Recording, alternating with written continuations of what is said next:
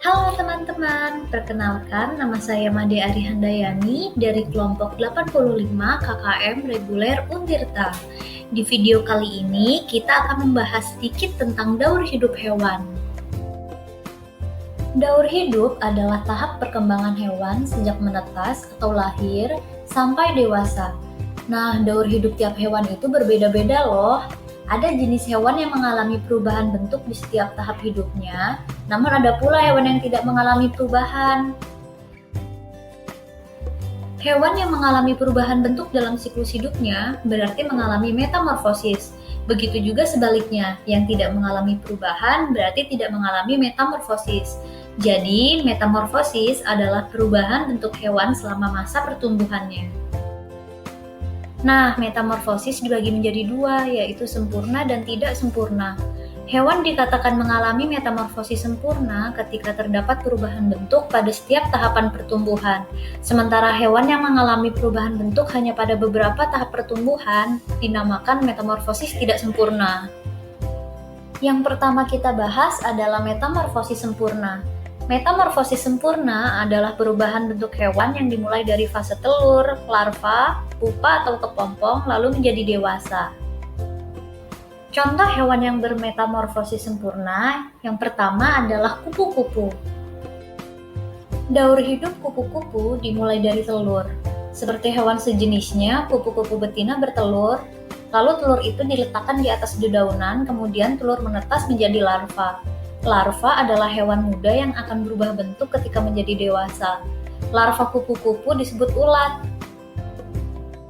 Makin lama, ulat berkurang jumlah makannya dan gerakannya.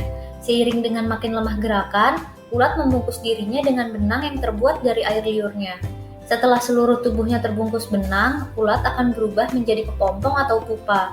Secara perlahan, kepompong tersebut akan menjadi kupu-kupu. Contoh hewan bermetamorfosis sempurna yang kedua adalah nyamuk. Nyamuk senang bertelur di atas air yang menggenang. Sekali bertelur, jumlahnya bisa ratusan butir. Nah, telur itu kemudian menetas menjadi jentik atau tempayak yang bergerak di dalam air. Setelah beberapa hari, tempayak akan berubah menjadi kepompong atau pupa. Selanjutnya, pupa berubah menjadi nyamuk. Yang kedua, ada metamorfosis tidak sempurna. Metamorfosis tidak sempurna adalah perubahan bentuk hewan tapi tidak memasuki fase pupa. Jadi fase dimulai dari telur, kemudian menjadi nimfa, lalu menjadi dewasa. Contoh hewan metamorfosis tidak sempurna yang pertama adalah jangkrik. Awalnya jangkrik dewasa bertelur. Telur jangkrik akan menetas menjadi jangkrik muda atau nimfa. Bentuk nimfa mirip dengan jangkrik dewasa, bedanya nimfa berukuran kecil dan belum mempunyai sayap. Nimfa akan berkembang dan akan menjadi dewasa. Daur hidup jangkrik tidak mengalami masa kepompong.